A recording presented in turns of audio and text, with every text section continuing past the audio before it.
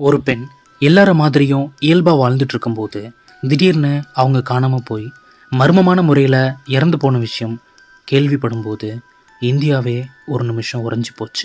தன்னோட வாழ்க்கையை சந்தோஷமாக வாழ்ந்துட்டு இருந்த அந்த பெண் இனி இல்லைங்கிறத ஏற்றுக்க முடியாத ஒரு மனநிலையில் இருந்தாங்க அந்த ஊர் மக்கள். திருவனந்தபுரத்தில் நடந்த இந்த மர்மமான கேஸை பற்றி தான் இந்த வீடியோவில் பார்க்க போகிறோம்.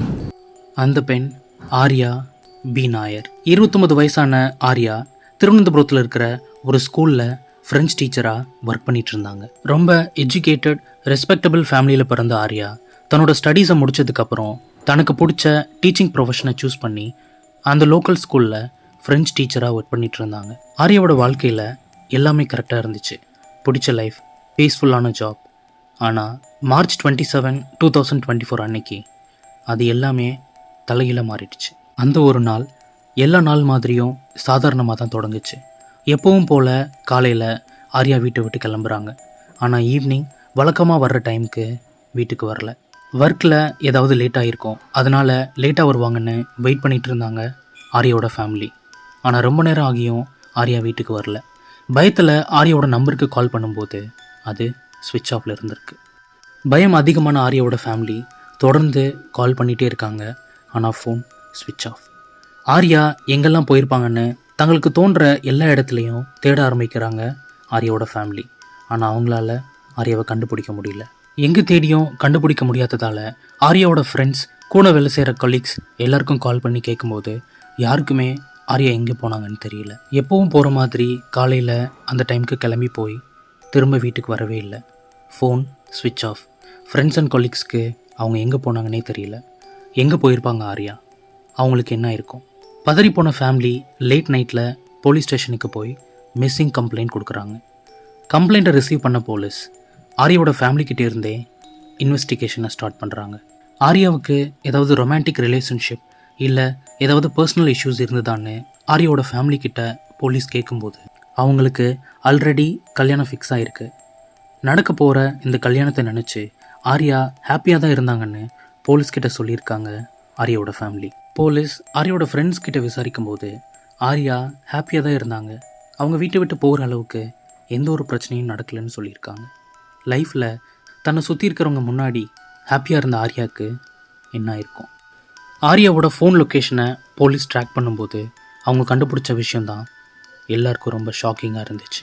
ஆர்யாவோட லாஸ்ட் லொக்கேஷனாக இருந்தது அருணாச்சல் பிரதேஷில் இருக்கிற இட்டாநகர் சிட்டி. 1000 கிலோமீட்டருக்கு அந்த பக்கம் இருக்கிற இடத்துல லாஸ்ட் ஃபோன் லொக்கேஷன் இருக்குன்னு போலீஸ் ஆர்யாவோட ஃபேமிலி கிட்ட சொல்லும்போது அந்த ஃபேமிலி குழம்பி போயிட்டாங்க. தனியாக அவ்வளோ தூரமாக போகிறதா எந்த ஒரு ட்ராவல் பிளான் பற்றியும் ஃபேமிலி கிட்ட ஆர்யா சொல்லவே இல்லை. ஃபோனை செக் பண்ண போலீஸ் ஆர்யா யார் கூட ரெகுலராக கால் பேசியிருப்பாங்கன்னு அந்த கால் ஹிஸ்ட்ரிஸை செக் பண்ணுறாங்க. அதில் ஆர்யா ஃப்ரீக்வெண்ட்டாக 2 நம்பருக்கு கால் பண்ணதை போலீஸ் கவனிக்கிறாங்க. அந்த நம்பர்ஸ் தான் இந்த கேஸுக்கு ஒரு பெரிய எவிடன்ஸாக இருக்கும்னு நினச்சாங்க போலீஸ். அந்த 2 நம்பரை செக் பண்ணும்போது அதில் ஒரு நம்பர் நவீன் தாமஸ்ன்ற பேரில் ரிஜிஸ்டர் ஆகியிருந்திருக்கு. செகண்ட் நம்பர் தேவி தாமஸ்ன்ற பேரில் இருந்திருக்கு. இந்த 2 நம்பரை பற்றி போலீஸ் விசாரிக்கும்போது நவீனும் தேவியும் ஒரு மேரிட் கப்புள்னு தெரிய வருது. நவீனும் தேவியும் திருவனந்தபுரத்தில் இருக்கிற ஒரு ரெஸ்பெக்டட் ஆயுர்வேதிக் டாக்டர்ஸ்னு போலீஸ்க்கு தெரிய வருது. ஆயுர்வேதிக் டாக்டர்ஸ்க்கும் ஆர்யாவுக்கும் என்ன கனெக்ஷன் இருக்கும்? எதுக்காக ஆர்யா அந்த கப்புள்ஸ்க்கு அடிக்கடி கால் பண்ணி பேசியிருப்பாங்கன்னு இன்வெஸ்டிகேட் பண்ணும்போது ஆர்யா ஃப்ரெஞ்ச் டீச்சராக இருந்த அதே ஸ்கூலில் பார்ட் டைம் ஜெர்மன் டீச்சராக ஒர்க் பண்ணிகிட்டு இருந்தாங்க தேவி. ஆர்யா தேவி ஒருத்தர் நல்லா தெரிஞ்ச கொலீக்ஸ்னு போலீஸ் கண்டுபிடிக்கிறாங்க. நவீனும் தேவியும் சொசைட்டியில் ஒரு ரெஸ்பெக்டபிள் ஸ்டேட்டஸில் இருக்கிற ஒரு கப்புள். போலீஸ் இன்னும் டீப்பாக இன்வெஸ்டிகேட் பண்ணும்போது பல சர்ப்ரைசிங்கான டீட்டெயில்ஸ் அவங்களுக்கு கிடைக்குது. ஆர்யாவும் தேவியும் வெறும் கொலீக்ஸ் மட்டும் இல்லை, 2 பேரும் அடிக்கடி வீட்டில் சந்திக்கிற அளவுக்கு ரொம்ப டீப்பான ஃப்ரெண்ட்ஸாக இருந்திருக்காங்க. அந்த மாதிரி அடிக்கடி திவ்யாவோட வீட்டுக்கு வரும்போது தான் நவீனோட பழக்கமும் ஆர்யாவுக்கு கிடைக்கிது.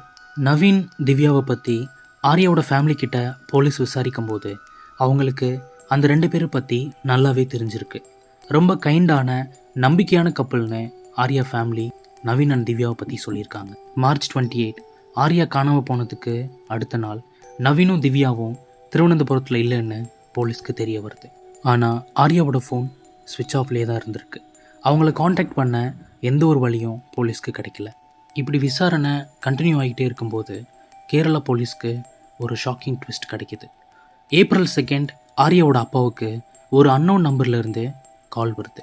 ஃபோனில் இருந்து கேட்ட அந்த வாய்ஸ் அந்த குடும்பத்துக்கு ஒரு அதிர்ச்சியை கொடுத்துச்சு. அந்த கால் அருணாச்சல் பிரதேஷ் போலீஸ்கிட்ட இருந்து வந்திருக்கு. அந்த காலில் அருணாச்சல் போலீஸ் இங்கே இட்டா நகரில் அன்னோன் பாடிஸை ஹோட்டல் ரூமில் கண்டுபிடிச்சிருக்கோன்னு சொல்லியிருக்காங்க. நீங்கள் உடனே கிளம்பி வந்து இந்த பாடிஸை ஐடென்டிஃபை பண்ணுங்கன்னு அருணாச்சலுக்கு ஆர்யாவோட ஃபேமிலியை கூப்பிட்ருக்காங்க அந்த போலீஸ். ஆர்யா வீட்டுக்கு திரும்பி வந்துடுவாங்கன்னு நம்பிக்கையோடு காத்திருந்த அந்த ஃபேமிலிக்கு ஆர்யா இறந்து போன நியூஸ் தான் வந்து சேர்ந்துருக்கு. கனத்த இதயத்தோடையும் பல கேள்விகளோடையும் இட்டா நகர் வந்து சேர்ந்தாங்க ஆர்யாவோட ஃபேமிலி. அந்த ஹோட்டலுக்கு வந்து சேர்ந்த ஆர்யா ஃபேமிலிக்கு ஒரு பேரதிர்ச்சி காத்துட்டு இருந்துச்சு. அங்கே இருந்தது ஆர்யாவோட டெட் பாடி. என்ன நடந்திருக்கும்? எதுக்காக கேரளாவிலிருந்து அருணாச்சல் பிரதேஷ் வரணும்? என்ன காரணத்துக்காக இங்கே வந்திருப்பாங்க? பலகட்ட விசாரணைகளுக்கு அப்புறம் இந்த அதிர்ச்சியான மரணங்களுக்கு பின்னால் இருக்கிற மர்மம் வெளிச்சத்துக்கு வருது. 27 மார்ச் நவீன் தாமஸ், தேவி, ஆர்யா 3 பேரும் ஃப்ளைட்டில் கேரளாவிலிருந்து அருணாச்சல் வந்திருக்காங்க. லேண்ட் ஆனதுக்கப்புறம் அந்த ஹோட்டலுக்கு வந்து எக்ஸ்ட்ரா பெட்டோட ஒரு சிங்கிள் ரூம் எடுத்து 3 பேரும் ஷேர் பண்ணிக்கிறதா சொல்லி அங்கே தங்கியிருக்காங்க. இது வரைக்கும் எல்லாமே நார்மல் தான். ஆனால் இதுக்கு அடுத்து நடந்த சம்பவம் தான் இந்த வீடியோ பார்த்துட்ருக்க உங்களை தூங்க விடாமல் செய்ய போகுது. அவங்க எதுக்காக அருணாச்சல் வந்தாங்க? அந்த ஹோட்டலில் அவங்களுக்கு என்ன நடந்திருக்கும்? தெரிஞ்சுக்கிறதுக்கு முன்னாடி இந்த மாதிரி அன்சால்வ்டு மிஸ்டீரியஸ் வீடியோஸ்க்கு நம்ம சேனலை சப்ஸ்கிரைப் பண்ணுங்கள். வீடியோ முடிஞ்சதும் இந்த வீடியோ பற்றின உங்கள் ஒப்பீனியனை மறக்காமல் கமெண்ட்டில் சொல்லுங்கள். வீடியோ பிடிச்சிருந்தா லைக் பண்ணுங்கள். மார்ச் 28 மார்ச் 31 வரைக்கும் 3 பேரும் ரெகுலர் டூரிஸ்ட் மாதிரி அந்த டவுனை சுற்றி பார்த்து சைட் சீங்க்கெலாம் போயிட்டு வந்திருக்காங்க. ஆனால் ஏப்ரல் 1 அன்னைக்கு அது எல்லாமே தலைகீழாக மாறிடுச்சு. ஏப்ரல் 1 காலையில் ஹோட்டல் ஸ்டாஃப் ஒரு ஸ்ட்ரேஞ்சான விஷயத்தை நோட் பண்ணுறாங்க. எப்போவும் யூஸ்வலாக பிரேக்ஃபாஸ்ட்டுக்கு கீழே வர்ற அந்த கப்பல் அன்னைக்கு வரவே இல்லை. என்டையர் டே முடிஞ்சது. கடைசி வரைக்கும் அந்த ரூமில் இருந்து யாருமே வெளியே வரல. மேபி ரெஸ்ட் எடுத்துகிட்டு இருப்பாங்கன்னு நினச்சாங்க அந்த ஹோட்டல் ஸ்டாஃப். பிரேக்ஃபாஸ்ட்டை சாப்பிடக்கூட யாரும் கீழே வரல. க்ளோஸாக இருந்த அந்த ரூம் டோருக்கு பின்னாடி அமைதி மட்டுமே இருந்துச்சு. சம்திங் அன்யூஷுவலாக இருக்கிறத நோட் பண்ண அந்த ஹோட்டல் ஹவுஸ் கீப்பிங் ஸ்டாஃப் அந்த ரூமை க்ளீன் பண்ணுறதுக்காக ரூம் நம்பர் 302ஓட காலிங் பெல்லை அடிக்கிறாங்க. Silence, no response. கொஞ்ச நேரம் வெயிட் பண்ணி மறுபடியும் காலிங் பெல்லை அடிக்கும்போது யாரும் ரூம் டோரை திறக்கவே இல்லை. சந்தேகப்பட்ட அந்த ஸ்டாஃப் உடனே அந்த ஹோட்டலோட மேனேஜர்கிட்ட இதை இன்ஃபார்ம் பண்ணுறாங்க. ஏதோ தப்பாக இருக்குன்னு புரிஞ்சுக்கிட்ட அந்த மேனேஜர் இன்வெஸ்டிகேட் பண்ணுறதுக்காக மாஸ்டர் கீயை வச்சு டோரை ஓப்பன் பண்ணி அந்த ரூம்குள்ளே போகிறாரு. உள்ளே போய் அவங்க பார்த்த அந்த காட்சி அதிர்ச்சியில் அவங்கள உரைய வச்சுது. இமிடியேட்டாக லோக்கல் போலீஸ்க்கு கால் பண்ணுறாரு அந்த மேனேஜர். ஹோட்டலுக்கு வந்த போலீஸ் 302க்கு வந்து இன்வெஸ்டிகேஷனை ஸ்டார்ட் பண்ணுறாங்க. முதல்ல அவங்க நோட் பண்ணது ஒரு லைஃப்லெஸ் பாடி பெட்டில் கிடக்குது. அது 29 வயசான ஆர்யா. எந்த ஒரு அசைவும் இல்லாமல் இருந்த ஆர்யாவை சுற்றி இரத்தக்கரை இருந்துச்சு. ஆர்யாவோட 2 கைகளில் நிறைய வெட்டுக்காயங்கள் இருந்துச்சு. நரம்புகள் எல்லாம் கட்டானதால் பிளட் வெளியே கசிஞ்சிருந்தது. ஒயிட் கலரில் இருந்த அந்த பெட்ஷீட் ரெட் கலரில் மாறுற அளவுக்கு அவ்வளவு பிளட். நிறைய மர்டர்ஸை பார்த்த அந்த போலீஸே இதை பார்த்து ஒரு செகண்ட் ஷாக் ஆகிட்டாங்க. ஆனால் வர்ஸ்ட் ஷாக்கிங் இனிமே தான் வரப்போகுதுன்னு அவங்களுக்கு தெரியல. அந்த ரூம் ஃபுல்லாக சர்ச் பண்ணும்போது இன்னும் அதிர்ச்சியான ஒரு விஷயத்த போலீஸ் நோட் பண்ணுறாங்க. ஆர்யா இறந்து கிடந்த அந்த பெட்டுக்கு கீழே இன்னொரு பெண்ணோட டெட் பாடி இருந்திருக்கு. அது தேவி தாமஸ். ஆர்யா மாதிரியே நரம்புகள் எல்லாம் கட்டாகி அதே மாதிரியே இறந்து கிடத்திருக்காங்க தேவி. மர்மமான முறையில் இறந்து கிடந்த அந்த 2 பெண்களோட பாடிஸை பார்த்த ஹோட்டல் ஸ்டாஃபும் போலீஸும் பதறி போயிட்டாங்க. போலீஸும் ஸ்டாஃபும் நவீன் தான் இந்த கொலையை செஞ்சுட்டு அங்கேருந்து தப்பிச்சு ஓடி இருக்கலான்னு சந்தேகப்படுறாங்க. அந்த ரூமை சர்ச் பண்ண போலீஸ் பாத்ரூம் டோரை திறந்து பார்க்கும்போது நடுங்கி போயிட்டாங்க. ஆர்யா தேவி மாதிரியே நவீனும் பாத்ரூமில் இறந்து கிடந்திருக்காரு. அதுவும் எந்த ஒரு டிஃப்ரென்ஸுமே இல்லாமல் சேம் அதே பேட்டர்னில் அவரோட நரம்புகள் கட்டாக இருந்திருக்கு. யார் இதை பண்ணியிருப்பான்னு கம்ப்ளீட்டாக குழம்பி போன போலீஸ் ஃபாரன்சிக் டீமுக்கு இன்ஃபார்ம் பண்ணுறாங்க. அந்த டெட் பாடிஸ் அட்டாப்சிக்கு அனுப்பப்படுது. ஃபாரன்சிக் டீம் அந்த ரூமோட எல்லா கார்னர்லேயும் செக் பண்ணும்போது ஒரு ஸ்ட்ரேஞ்சான க்ளூ அவங்களுக்கு கிடைக்குது. அது யாரோ ஒருத்தர் தலைமுடியில் கொஞ்சத்தை கட் பண்ணி அங்கே வச்சுருந்துருக்காங்க. அது கூடவே ஃபாரன்சிக் டீம் அந்த இடத்துல வித்தியாசமான சில பொருட்களை கண்டுபிடிக்கிறாங்க. அது ட்ரைபல் பீப்புள் யூஸ் பண்ணுற மாந்திரிகம் சம்மந்தப்பட்ட சில பொருட்கள். இதை எல்லாத்தையும் கவனித்த போலீஸ், இது ஒரு ரெகுலரான மர்டர் இல்லை, இது பிளாக் மேஜிக்காக இருக்கலான்னு சந்தேகப்படுறாங்க போலீஸ். இது கொலையா இல்லை இந்த 3 பேரும் தங்களோட முடிவை அவங்களே தேடிக்கிட்டாங்களான்னு சந்தேகத்தோட அந்த எவிடன்ஸை எடுத்துகிட்டு அங்கேருந்து கிளம்புறாங்க ஃபாரன்சிக் டீம். அப்போ போலீஸ் அங்கே இருந்த ஒரு டேபிள் மேலே ஒரு லெட்டர் இருக்கிறத கவனிக்கிறாங்க. ஆமாம், அது அந்த 3 பேரும் எழுதி சைன் பண்ணியிருந்த ஒரு லெட்டர். அதில் எங்கள் வாழ்க்கையில் எந்த பிரச்சனையும் இல்லை, நாங்களே விருப்பப்பட்டு சந்தோஷமாக தான் இந்த முடிவை எடுக்கிறோன்னு எழுதியிருந்திருக்கு. அமைதியாக அவங்களோட முடிவை தேடிக்கிட்ட அந்த 3 பேரும் இதுக்கு யாரும் காரணம் இல்லைன்னு தெரியப்படுத்துறதுக்காக அந்த லெட்டரை எழுதியிருக்காங்க. கேர்ஃபுல்லாக எல்லாத்தையும் பிளான் பண்ண அவங்க தங்களோட ஃபேமிலிக்கு தெரியப்படுத்தணுன்றதுக்காக அந்த லெட்டரில் ஆர்யா அப்பாவோட ஃபோன் நம்பரை எழுதியிருந்திருக்காங்க.